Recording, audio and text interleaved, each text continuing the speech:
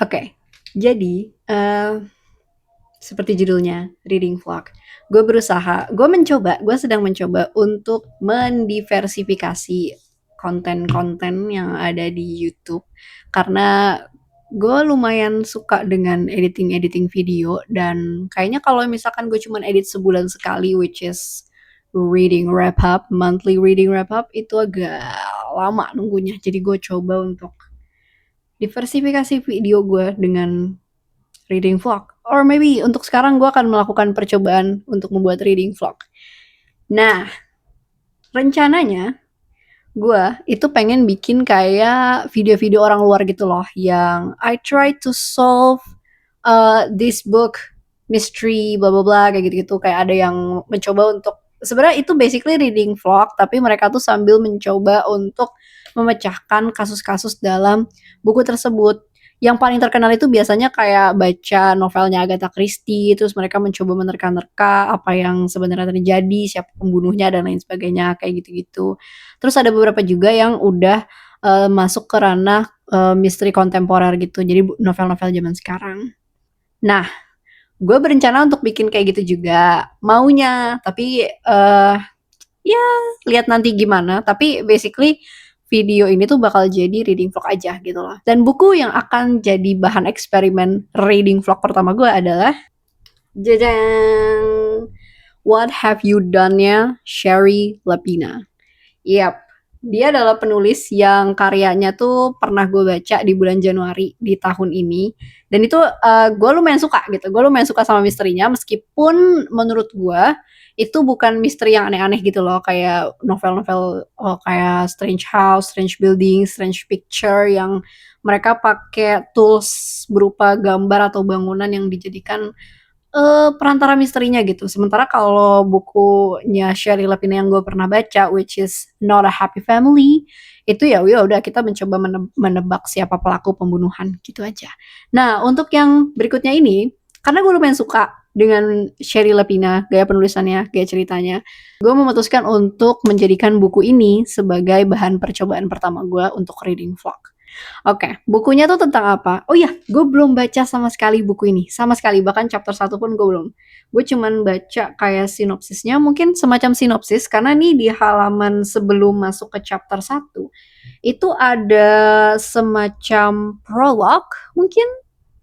If I can say that? Oh no, it's an acknowledgement. This one. Kayak semacam mungkin blurb. Udahlah, gue terlalu malas untuk iniin fokusnya. Tapi yang jelas gue akan baca dari Goodreads aja untuk sinopsis atau blurbnya. The binge-worthy novel from the Queen of the One Seat Read.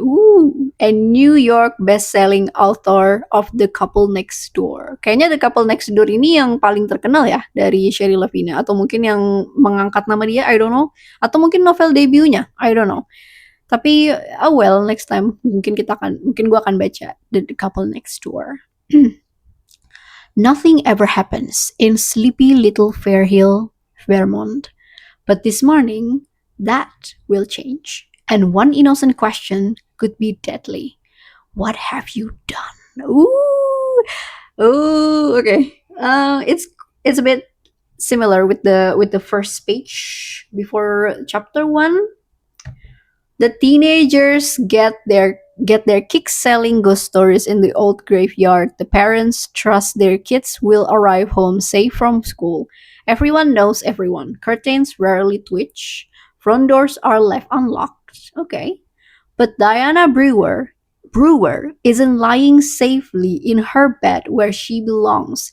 Instead, she lies in a hayfield circled by vultures, discovered by a local farmer. How quickly a girl becomes a ghost. How quickly a town or friendly, familiar faces becomes a town of suspects, a place of fear and paranoia. Someone in Fairhill did this. Everyone wants answers. Oke, gue bakal baca chapter pertama dan mungkin sedikit update kesan pertama gue terkait buku tersebut. Oke, kita masuk ke chapter pertama. Oh iya, mungkin sekedar disclaimer karena gue adalah tipe orang yang akan membicarakan segala jenis yang gue baca. Mungkin nggak semuanya sih ya, lebih kayak inti-intinya atau kayak poin penting dari bagian cerita tersebut. Jadi video ini bakal penuh dengan spoilers. Jadi mungkin buat yang kurang suka dengan spoilers, boleh baca dulu terus nonton lagi. Hope you enjoy. A little update after reading chapter 1. Jadi chapter pertama itu seperti yang mungkin digambarkan di sinopsisnya ya. Kita udah langsung masuk ke masalahnya. Jadi masalahnya itu dibuka dengan seorang petani bernama Roy. Roy ini tuh dia lagi mau melakukan aktivitasnya dia yang biasa di pagi hari, tapi kemudian dia melihat sekelompok burung, apa ya nama bahasa Indonesianya ya? Nama bahasa Inggrisnya itu vulture. Vulture, mungkin vulture ya cara bacanya. Burung nasar, ya, burung nasar. Jadi ada burung nasar ini gitu yang banyak nih, sekelompok burung nasar itu berkumpul di salah satu petak hayfield-nya dia gitu. Jadi di hayfield-nya dia itu dia ngeliat kayak salah satu hayfield-nya dia itu ada kayak sekelompok burung nasar gitu atau vulture yang kayak nggak tahu ya, dia lagi mengerumuni sesuatu gitu. Nah, si Roy ini ngira kalau yang lagi dikerumunin itu adalah kayak semacam rusa gitu. Tapi pas dia samperin, ternyata itu manusia, perempuan. Namanya ya itu tadi Diana Brewer gitu. Dan di situ dia memanggil bantuan, manggil damkar kalau nggak salah atau apa gitu, firefighter sih dia bilang. Terus dia tuh bantu untuk menjauhkan vulture tadi dari mayat tersebut gitu. Dan setelah itu kita diperkenalkan sama salah satu tokoh namanya tuh Paula. Gue nggak tahu apakah Paula ini akan jadi karakter utama, tapi Paula ini tuh dia adalah seorang guru bahasa Inggris di salah satu sekolah di kota atau di desa tersebut lah, di kota kecil itu gitu. Nah, si Paula ini tuh ada semacam kayak social commentary gitu dari si penulisnya melalui tokoh Paula. Jadi karena si Paula ini adalah seorang guru kelas 9, gue nggak tahu tingkatan kelas di Inggris, ini sih gue kayaknya di Inggris, itu seperti apa. Tapi di sini tuh diceritakan kayak Paula itu ngerasa kayak ada penurunan kemampuan kecerdasan kognitif gitu bagi anak-anak kelas 9 pada saat itu. Karena sejak COVID, orang-orang tuh kan pada kayak adiksi dengan sosial media. Jadi kayak attention span mereka itu menurun, terus orang-orang tuh jadi sensitif banget, super sensitif apalagi remaja. Apalagi kan dia mengajar remaja dan dia punya anak remaja perempuan namanya tuh Taylor, dan Taylor ini tuh bersekolah di tempat si Paula itu mengajar tadi gitu. So far baru itu aja sih update-nya. Jadi mungkin next time gue akan mencoba update bacaan ini lagi. Bye.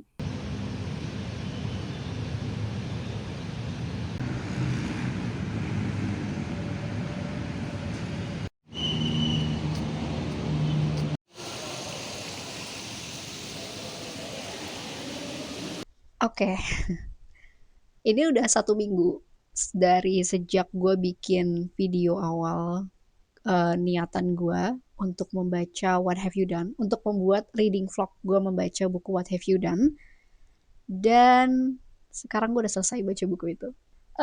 To be honest, gue ada beberapa kali niatan untuk kayak tiap kali ada sesuatu hal yang baru ketika gue membaca buku What Have You Done, terus gue kayak pengen ngerekam itu tuh, gue udah keburu capek gitu loh. Karena emang awal-awal bulan itu ya kerjaan di kantor tuh cukup cukup cukup melelahkan. Sehingga ketika gue sampai rumah tuh bawaannya tuh udah gue pengen tidur aja gitu, pengen rebahan sambil baca buku gitu. Tapi gue akan tetap bercerita tentang What Have You Done, bukan reviewnya. Kalau review gue akan bicarakan itu di akhir bulan nanti, dan pembahasan ini bakal spoiler karena gue akan menceritakan cukup banyak tentang buku ini, yang mana adalah utang gue yang seharusnya gue bikin kayak klip-klip pendek gitu. By the way, bentar gue pengen pakai kacamata. Oke, lanjut. Jadi terakhir itu kan gue cuman menceritakan bagian awal buku tersebut ya, dimana seorang pria, seorang petani bernama Roy, mungkin petani, I don't know, tapi sih disebutnya farmer ya.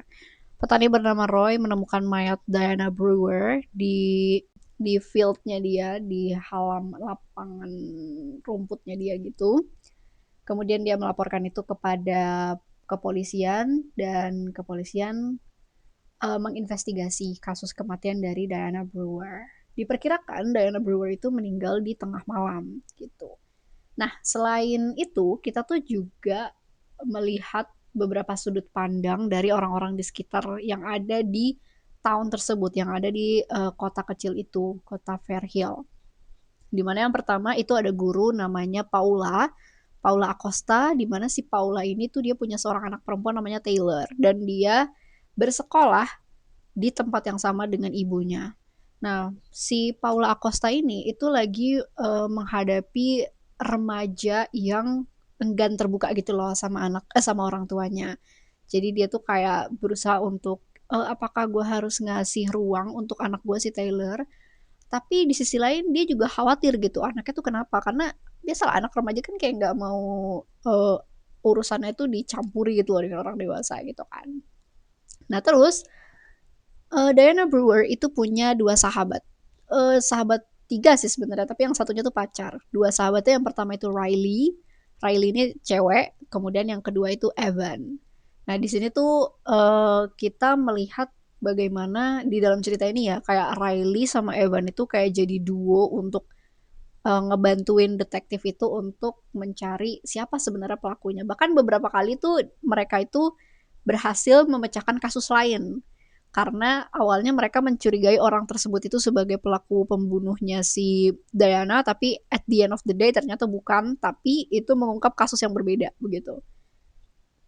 Kemudian ada Cameron, pacarnya Diana, atau sebenarnya tuh dia udah putus pada malam pembunuhan Diana. Cuman di buku ini di awal-awal Cameron itu di highlight banget. Cameron adalah salah satu dari tiga pelaku, tiga karakter yang dicurigai sebagai pembunuhnya gitu, pembunuh Diana Brewer. Yang pertama tadi Cameron, karena ternyata Cameron ini sama Diana itu punya kebiasaan ketemu malam-malam gitu loh, kayak jam 10 malam sampai jam 11, kayak cuma sekitar 1 jam buat, you know what I mean, melakukan hubungan seksual di truknya si Cameron itu gitu. Tapi abis itu ya udah cuma 1 jam, ntar jam 11 tuh udah diantar pulang gitu. Nah, si Cameron ini dicurigai karena dia adalah orang terakhir yang menemui Diana dan juga yang menghubungi Diana. Jadi di ponselnya Diana itu yang terakhir yang terakhir menghubungi atau dihubungi Diana, I don't know, gue agak lupa, itu adalah Cameron pada hari malam pada saat pembunuhan ya, kayak gitu. Kemudian ada Evan yang dia ini tadi ya temennya tuh Evan, dia itu anaknya tuh pemalu gitu loh, kayak dia tuh introvert, dia tuh suka nulis, dia suka menulis cerita, sehingga um, sepanjang cerita ini ketika kita mengambil sudut pandangnya si Evan itu tuh selalu dalam bentuk tulisannya si Evan gitu. By the way, ternyata gue nggak cocok ya pakai kacamata dengan ini. Jadi di cerita ini tuh bisa dibilang semuanya itu disampaikan dari sudut pandang orang ketiga, serba tahu. Tapi kecuali si Evan. Evan ini tuh kayak disampaikan tuh dari sudut pandang orang pertama, yaitu si Evan itu sendiri. Yang mana membuat gue mencurigai dia dari awal. Gue udah langsung mikir dia adalah pelakunya. Karena cuman dia nih yang cerita tentang si Evan ini, tentang gimana dia menghadapi griefnya dia terhadap Diana, itu tuh selalu disampaikan dari sudut pandang orang pertama, sementara orang lain itu disampaikan dari sudut pandang orang ketiga. Oke? Karena gini, kalau di pikiran gue ya, mungkin gue belum, pada saat itu ya gue belum punya alasan valid kenapa menurut gue si Evan ini adalah orang yang paling patut dicurigai gitu. Karena kan kalau sudut pandang orang ketiga, si karakter, si tokoh itu kan nggak punya kuasa untuk berbohong kan. Karena ya udah kita mengikuti aja gimana si narator itu menyampaikan si tokoh tersebut. Si tokoh itu lagi mengalami apa, si tokoh itu punya perasaan seperti apa. Si tokoh itu nggak punya kendali untuk berbohong, gitu kan. Sementara si Evan, karena itu ditulisnya dari sudut pandang orang pertama, dia bisa aja bohong dong. Bisa aja dong semua tulisannya si Evan ini tuh bohong gitu, karena dia disampaikannya dari sudut pandang orang pertama, ya kan. tersangka yang kedua yaitu gurunya Diana Brewer, Brad Turner. Nah, si Brad Turner ini itu agak bestian gitu sama kepala sekolahnya yaitu Graham Kelly. Jadi ternyata si Diana itu pernah menjadi korban pelecehan, meskipun pelecehan di sini tuh bukan yang disentuh gitu ya, tapi kayak dia diliatin gitu. Si Diananya itu kayak pengen ngelaporin si Brad Turner ini tuh ke kepala sekolah. Masalahnya kepala sekolah sama si Brad Turner ini, si guru olahraganya ini, itu kayak bestian. Jadi kayak Diana tuh nggak punya kendali gitu loh gimana buat nyelamatin diri dia gitu. Tersangka yang ketiga itu adalah seorang pria bernama Joe Pryor. Dia ini sebenarnya tuh kayak orang baru gitu loh, orang baru di kota tersebut. Dia tuh kerja di konstruksi, di situs konstruksi gitu. Dia dicurigai karena Diana itu pernah mengeluhkan di tempat kerjanya dia, di tempat part time-nya dia, di depot, home depot gitu, ada orang creepy gitu yang eh, tiap kali datang ke Home Depot itu tuh maunya tuh di kasirnya Diana doang gitu. Jadi meskipun kasir sebelahnya itu kosong atau lagi nggak ada antrian, dia tuh cuman pengen di si Diana aja udah gitu. Jadi ini orang creepy gitu kan. Akhirnya tiga orang ini nih, Cameron, Brad Turner, sama Joe Pryor. Ini tiga orang yang sangat-sangat dicurigai, apalagi dua diantaranya ini adalah pedophile gitu. Cerita berjalan sebagaimana mestinya. Kita mengikuti berbagai macam sudut pandang. Setiap orang di dalam buku ini itu punya alasannya masing-masing untuk menjatuhkan orang lain. Contohnya nih ya, Paula Acosta itu bukannya nggak tahu kalau pelecehan yang dialami Diana itu tuh terjadi atau enggaknya gitu. Tapi masalahnya dia tuh nggak tahu sejauh mana sebenarnya pelecehan seksual yang dialami si Diana itu gitu, yang dilakukan oleh Brad Turner.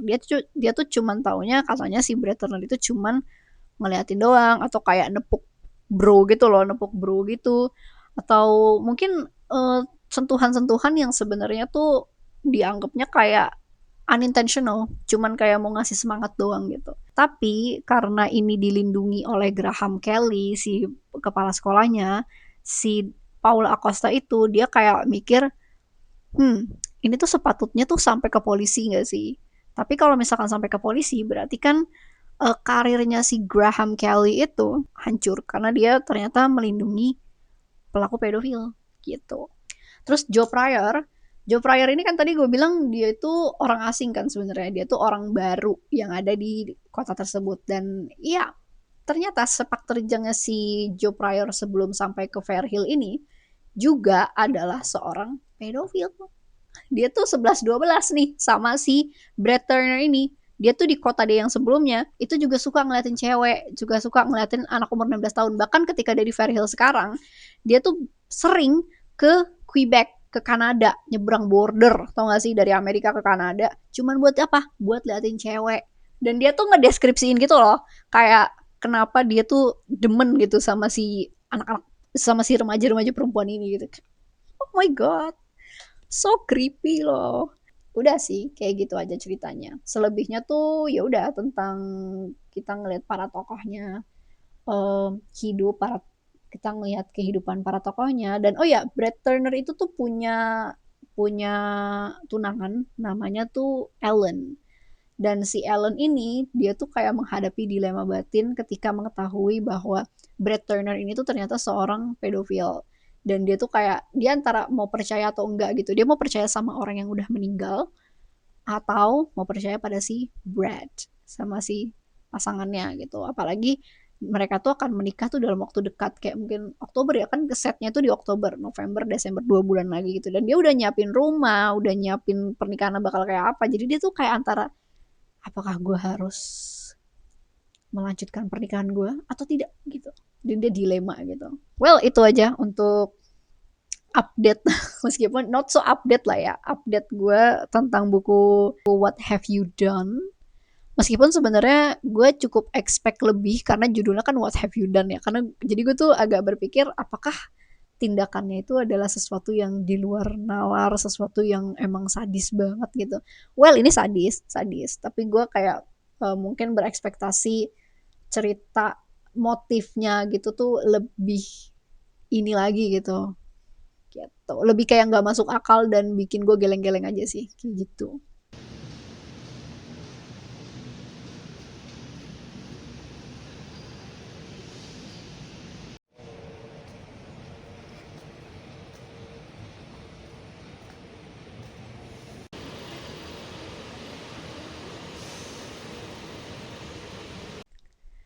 Taiwan Travelogue, karyanya Yang Shuangzi. Gue nggak tahu bener apa enggak ya, gue baca pronounce namanya. Ini diterjemahkan oleh Lin King dari bahasa Mandarin ke bahasa Inggris yang gue punya nih, yang bahasa Inggris. Jadi Taiwan Travelogue itu memenangkan International Booker Prize, dan yang membuat gue tertarik dengan buku ini bahwa pengemasan buku Taiwan Travelogue itu adalah sebuah catatan sejarah yang awalnya berbahasa Jepang, kemudian diterjemahkan ke dalam bahasa Mandarin. Jadi ini ditulis tuh seolah-olah ini adalah catatan Jepang, catatan berbahasa Jepang, kemudian diterjemahkan ke Mandarin, kemudian diterjemahkan lagi ke dalam bahasa Inggris. Jadi the whole thing about this book, kayak introduction-nya, footnote-nya, sampai mungkin forward di belakangnya, itu semua adalah bagian dari cerita.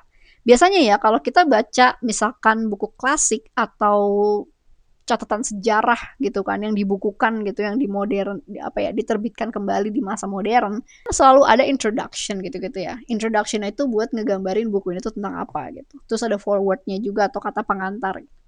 Tapi masalahnya introduction yang ada di sini itu udah masuk ke bab pertama buku sebenarnya. Jadi buku ini tuh berpura-pura seolah ini adalah buku catatan sejarah gitu yang diterjemahkan. Jadi dari si Yang Shuangzi-nya itu sendiri, ketika dia mencatat atau ketika dia menuliskan cerita ini, dia tuh menambah catatan nih. Ketika ini adalah sesuatu yang asing bagi pembaca Mandarin, dia bikin nih footnote di bawahnya.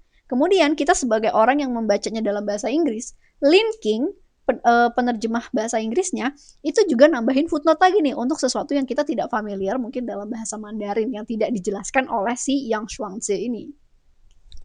Menarik banget kan?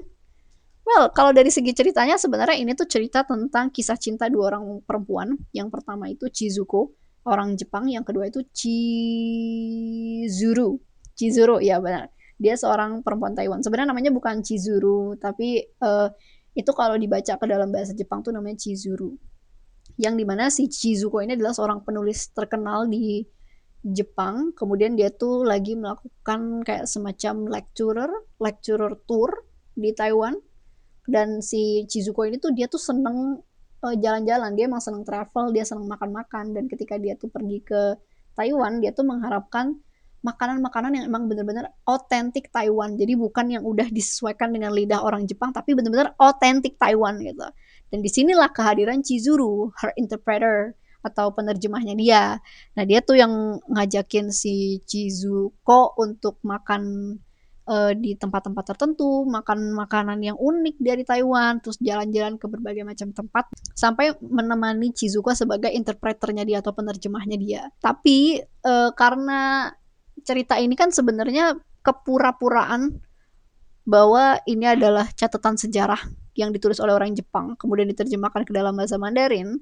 Cerita ini tuh tidak sesederhana kisah cinta dua orang ini doang, dan juga tentang makanan atau tentang tour Taiwan gitu, enggak. Tapi it's deeper than that.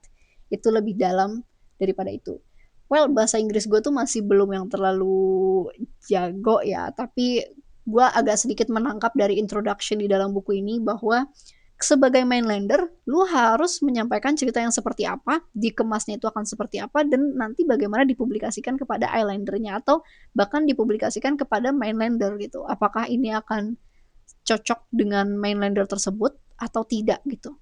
Intinya tuh apapun yang dicatat itu, apapun yang ditulis, dalam persepsinya si orang tersebut itu harus disesuaikan gitu intinya. Oh well, mungkin gue agak salah menginterpretasikan, tapi mungkin setidaknya sampai sejauh ini itu yang gue tangkap dari buku Taiwan Travelogue atau pesan yang ingin disampaikan di Taiwan Travelogue. Gue udah baca kayaknya 2 bab, mungkin ya 2 bab, dan lagi mau masuk ke bab ketiga. Semoga semoga gue bisa update setiap hal yang menarik. Mungkin gue pengen bikin videonya, semoga aja. Jadi see you to the next clip.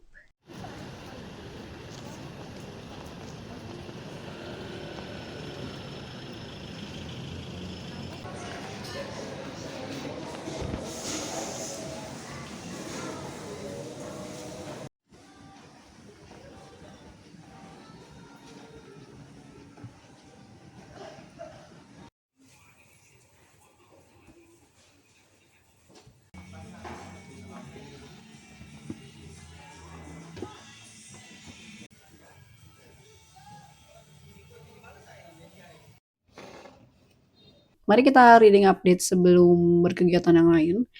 Jadi, gue udah membaca sekitar 200-an halaman, 200 halaman dari buku Taiwan Travelogue.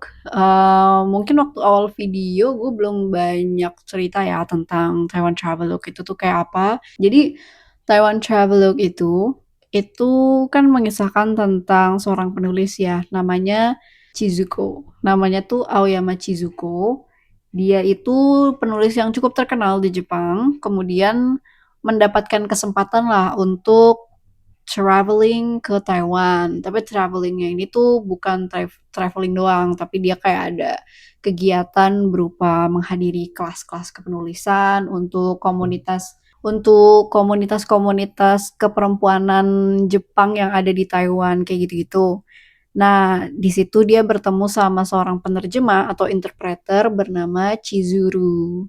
Nah, di sini Chizuko sama Chizuru tuh yang melakukan perjalanan bersama ke berbagai tempat di Taiwan, mencoba makanan-makanan otentik yang ada di Taiwan gitu. Sampai di satu titik di mana Chizuko itu ada rasa lah katakanlah sama si Chizuru. By the way, ini sapphic story, woman and woman love story. Tapi di sini seperti yang gue bilang tadi, meskipun udah menghabiskan waktu cukup banyak bersama, Chizuru itu tidak lantas membalas perasaannya si Chizuko gitu. Kalau gue tuh melihat dari cerita ini ya, sampai di halaman 200 yang udah gue baca, Chizuko ini memang kayak butuh temen gitu loh. Jadi selama bersama si Chizuko, dia itu kayak ngerasa bahagia dan mungkin sampai di tahap dia jatuh cinta gitu sama Chizuru.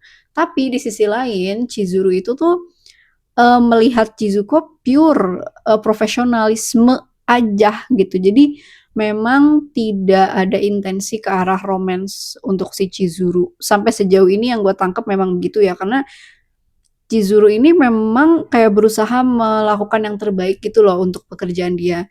Dia bantu masakin makanan untuk Chizuko, meskipun mungkin itu bukan di job desk-nya dia kali ya. Kayak gue agak bingung juga, ini tuh personal assistant atau interpreter jatuhnya kan. Karena dia bener-bener sampai ke rumahnya si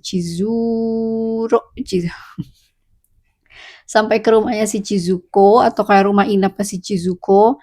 Terus di situ dia juga masak buat Chizuko dan masakannya tuh bener-bener bukan masakan biasa ya, tapi masakan-masakan yang mungkin dari sisi bahannya itu agak masakan-masakan yang perlu persiapan lah, maksudnya kayak masaknya tuh nggak cepet gitu, butuh-butuh.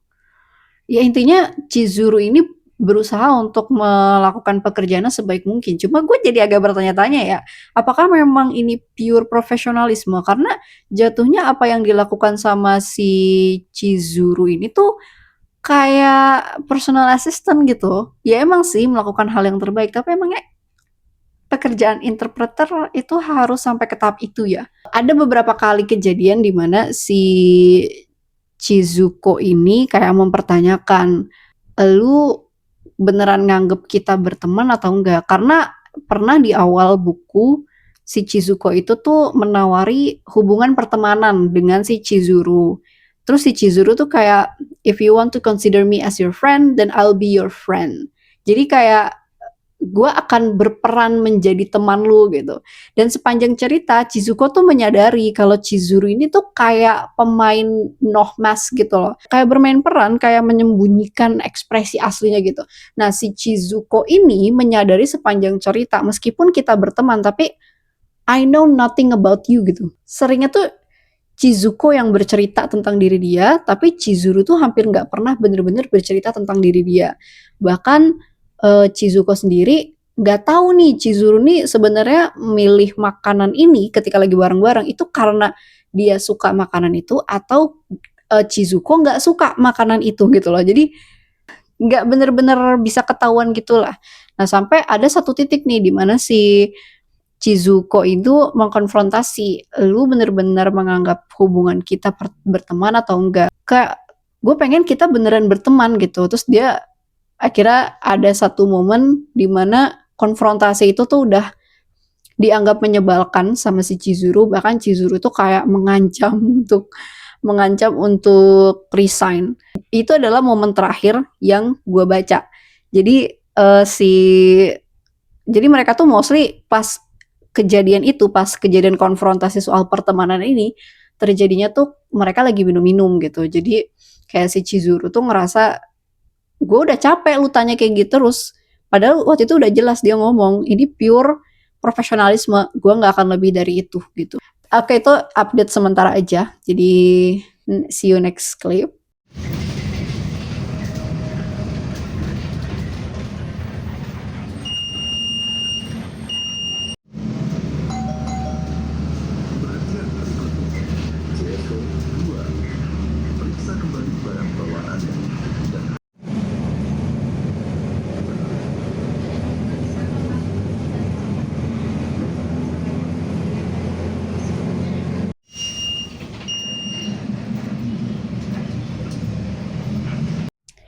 Oke, reading update. Akhirnya gue selesai membaca Taiwan Travelogue. Oh my god, gue selesai baca itu tuh literally tengah malam, tau gak sih? Tadi malam jam 12 malam. Karena gue bener-bener pengen tahu how it ends dan afternya itu apa yang terjadi sama mereka. BTW kok ini kayaknya kependekan ya? Wait. Oopsie. Ya intinya gitulah ya. Gue karena bener-bener pengen tahu gimana kelanjutannya, jadi bukan mau nggak mau lagi, itu emang kemauan gue untuk menyelesaikan Taiwan Travelogue malam itu juga. Tapi sebelum masuk ke Taiwan Travelogue, gue pengen book haul. Gue pengen sok-sokan book haul dulu, buku-buku yang baru aja gue beli. Sebenarnya udah gue beli dari kemarin, tapi baru gue terima sekarang. Yang pertama, itu ada Nyoto. Ini kalau gue ngelihatnya tuh terbalik tulisannya, tapi karena gue nggak mirror, jadi harusnya oke sih ya. Nyoto ditulis sama Fadrik Aziz Firdausi. Nyoto ini adalah salah satu tokoh dalam PKI atau Partai Komunis Indonesia selain DNI Dit. Gue udah baca ininya sih ya. Gue udah baca kayak pengantar dari penulis. Kalau ini tuh tadinya bentuknya itu skripsi, tapi karena pengen dibukukan, akhirnya diperbaiki lagi penulisannya biar enak dibaca. Katanya sih gitu. Nah, gue tuh udah penasaran sama Nyoto ini tuh. Gue udah penasaran sama buku Nyoto ini tuh udah dari lama. Kayaknya dari gue kuliah sampai sekarang masih belum gue beli. Akhirnya gue tadi ke toko buku Bang Jimmy, terus dia jual murah, cuman 70.000. Gue nggak tahu sih, gue agak lupa ya harga aslinya berapa, tapi ya. Okay. Jadi Nyoto ini tuh salah satu tokoh politik dalam Partai Komunis Indonesia yang juga suka dengan hal-hal berbau sastra, kebudayaan. Terus kalau nggak salah musik juga ada. Oh nih, politik, publisistik, dan kebudayaan. Gue lumayan tertarik nih, karena kalau kita ngomongin soal komunisme atau Partai Komunis Indonesia kan pasti yang terlihat duluan atau yang terpikir duluan itu DNI Dit kan, padahal kayak ada tokoh-tokoh lain juga. Dan ini ada subjudulnya yaitu Biografi Pemikiran 1951 sampai dengan 1965. Kalau nggak salah gue tangkep waktu gue baca pengantarnya, ini tuh bukan cuman tentang Nyoto, tapi tentang bagaimana politik di Indonesia tuh di tahun segitu, di tahun ini nih, di masanya Bung Karno di awal-awal. Kayak gitu. Nih, buku kedua yang gue beli, Mongrel karyanya Hanako Futman. Gue sebenarnya random beli ini karena kalau nggak salah ini tuh lagi murah waktu itu deh. Terus gue kayak aku pengen beli. Terus kan poin Peri Plus gue itu lumayan gede, jadi gue pakai dan lumayan gue dapat kurang dari 200.000 buat beli ini. In this economy, dimana harga buku-buku di Peri Plus itu minimal banget udah 200 ribuan, manfaatkan koinnya, akhirnya gue bisa dapet. Jadi buku ini tentang apa? Ini tuh kalau nggak salah ya, waktu gue sebelum beli ini gue sempat baca juga. Ini tuh tentang kisah beberapa orang nih, gerak mulu sumpah, senggol-senggol. Tentang 3 orang, Mei, Yuki, dan Haruka, yang dia itu kayak menghadapi kehidupan gitu kan ya. Mei loses her Japanese mother at age 6. Growing up in suburban Surrey, she suppresses not only her heritage but her growing desire for her best friend Fran. Terus kalau Yuki escapes the Japanese countryside to pursue her dream of becoming concert violinist in London. Far from home, she finds herself caught up in the charms of her older teacher. What? Kok gue baru sadar ya? Older teacher. Far from home, she finds herself caught up in the charms of her older teacher. Okay. Haruka attempts to navigate Tokyo's nightlife and its vices, working as a hostess in the city's sex district. She grieves a mother who hid so many secrets from her until finally one of those secrets comes to light. Pokoknya ini tuh cerita tentang 3 orang inilah, yang si Mei, Yuki, dan Haruka itu. Yang ketiga, The Safe Keep. Gue tuh tertarik baca ini karena settingnya ini kan di era setelah Perang Dunia ya, setelah Perang Dunia Kedua, dan gue kan baru baca Taiwan Travelogue tuh. Pada waktu itu gue lagi baca Taiwan Travelogue, terus kayak tertarik nih buat baca bacaan yang lagi di masa-masa perang atau mungkin pasca perang gitu. Jadi gue pengen tahu. Nah, The Safe Keep ini kalau nggak salah setnya itu di tahun 60-an. Kisahnya tuh tentang seseorang namanya Isabel. Dia tuh kayak tinggal di rumah keluarga gitu, kayak rumah warisan gitu, yang tiba-tiba adik laki-laki, adik atau kakaknya, pokoknya saudara laki-lakinya dia itu datang ke rumah terus kayak bilang, gue pengen tinggal di sini, tapi gue nggak sendiri, gue ada pacar gue gitu.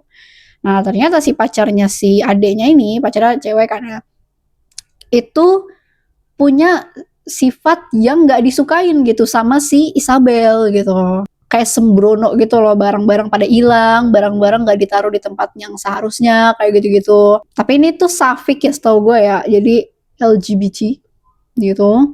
Jadi gue penasaran tentang pada masa itu tuh gimana sih orang, apalagi Belanda ya, setahu ini kan, setnya ini tuh di Belanda BTW. Dia penulisnya orang Belanda nih, Yael van der Woden. Setnya di Belanda, dan setahu gue Belanda itu negara pertama di Eropa yang melegalkan LGBT. Jadi di masa ini kira-kira gimana ya? Penasaran aja sih. Oke, cukup book haul-nya. Sekarang kita lanjut ke Taiwan Travelogue. Update terakhir gue tentang Taiwan Travelogue itu kan si Chichan atau Chizuru sama Chizuko itu kan berantem gitu ya di tempat mereka nginep. Kalau nggak salah tempat mereka nginep deh, agak lupa. Nah, Chichan akhirnya mendeklarasikan bahwa dia bakal resign karena dia malas banget nih ditanya-tanyain kayak gitu. Akhirnya tugas interpreter itu balik lagi ke seseorang yang seharusnya dari awal itu ditugaskan kepada si Chizuko, yaitu Mishima, cowok gitulah. Nah, Mishima itu dia tuh cuman sebentar doang awal-awal tuh sama si Chizuko, tapi Chizuko ini kayak kurang cocok gitu sama Mishima. Akhirnya diganti si Chizuru itu gitu. Akhirnya nih di sini Mishima balik lagi. Nah, ternyata guys, sepanjang ini mereka tuh setahun ya ternyata ya. Setahun Chizuko ada di Taiwan, seharusnya Chizuko itu tuh menghadiri cukup banyak kayak seminar gitu. Seminar atau kelas-kelas mengenai buku ini gitu. Tapi ternyata sama si Chichan itu dikurasi sampai tersisa seminar-seminar yang letaknya itu ada di tempat-tempat yang mereka mau kunjungin. Jadi misal nih, Chizuko itu pengen banget nih ke tempat ini karena dia tuh pengen makanan di sana. Nah, Chizuru itu bakal memfilter mana aja seminar yang ada di sekitar situ daerahnya. Jadi pas nanti mereka harus menghadiri seminar tersebut, itu bisa sekalian. Jadi selama setahun itu ada banyak banget kelas dari komunitas-komunitas orang Jepang yang ada di Taiwan, itu harus kayak menerima penolakan dari si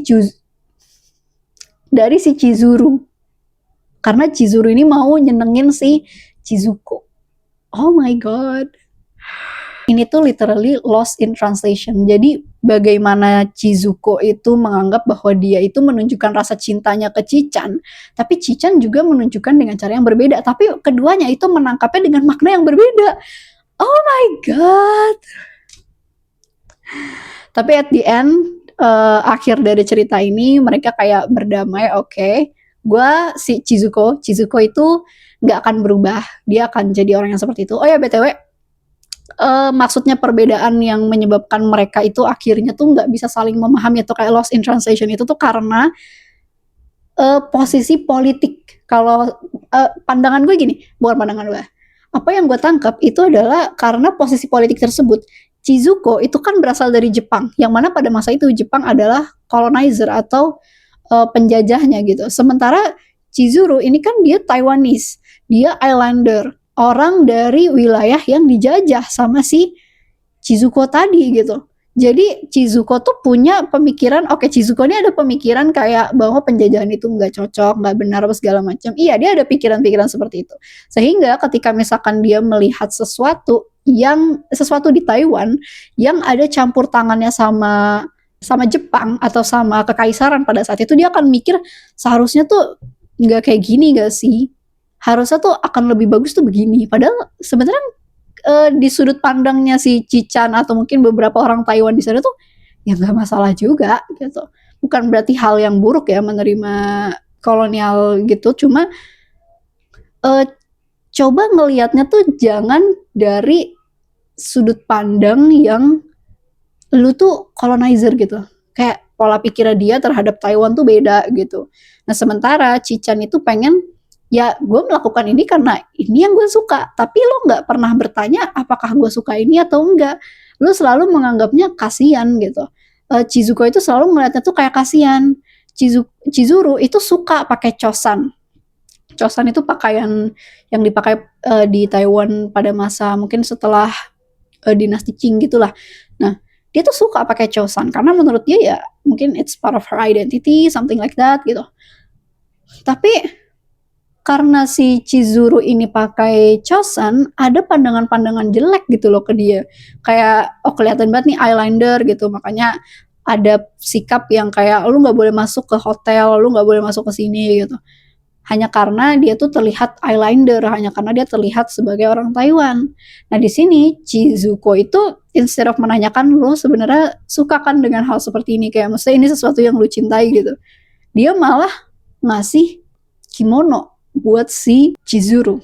Well, ngasihnya sih nggak masalah ya, tapi perspektifnya si Chizuko yang seolah-olah itu hanya ingin melindungi Chizuru instead of memahami sebenarnya Chizuru tuh maunya apa tuh, itu yang bikin Chizuru tuh pada akhirnya nggak akan menerima Chizuko dalam hidupnya. Ini tuh kayak ini gak sih, kayak orang tua yang berpikir bahwa ini adalah yang terbaik yang bisa gue kasih ke lu, tapi ternyata itu belum tentu orangnya. Hal-hal seperti itulah, hal-hal seperti itu. Nah itu yang ada di pikirannya Chizuko. Chizuko itu tuh cuman berpikir buat melindungi Chizuru, tapi tidak benar-benar menanyakan Chizuru itu emang beneran suka apa enggak. Nah setelah akhir cerita itu ada afterword nih. Jadi kan tadi di awal-awal video gue itu gue sempat bilang kan kalau ini tuh catatan fiksi yang berpura-pura jadi catatan sejarah berbahasa Jepang yang kemudian diterjemahkan ke dalam Mandarin dan kemudian lagi diterjemahkan ke dalam bahasa Inggris. Nah ini di akhir ceritanya ada afterword nih, yang mana sebenarnya afterword ini atau kata pengantar ini itu juga bagian dari cerita ini. Jadi kita diceritakan lanjutan dari kehidupannya Chizuko itu seperti apa. Chizuko itu mengadopsi anak namanya Aoyama Yoko gitu. Kemudian Chizuru itu pindah ke Texas. Jadi Chizuko itu tadinya tuh setelah dia menerbitkan Taiwan Travelogue itu dia pengen ini dibawain ke Cichan gitu. Tapi Cichan tuh ternyata tanpa pengetahuan Chizuko, Cichan tuh udah pindah ke Texas, udah pindah ke Amerika gitu. Terus di situ ada kata pengantar dari anaknya Chizuko, kemudian kata pengantar dari Cichan itu sendiri. Pada akhirnya Cichan bisa menerima Taiwan Travelogue itu.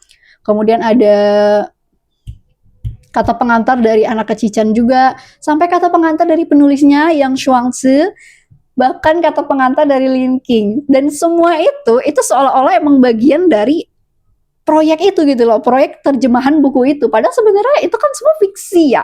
Sampai kata pengantarnya Lin King aja tuh, Lin King nulisnya tuh kayak, Lin King ini BTW penerjemah bahasa Inggrisnya ya.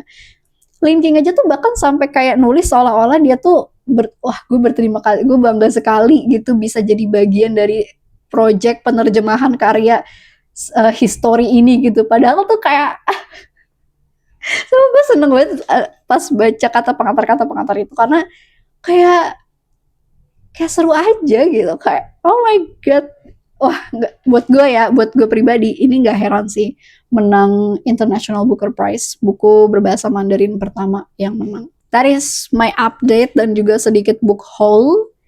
Mungkin see you to the next video which is reading wrap up. Bye bye.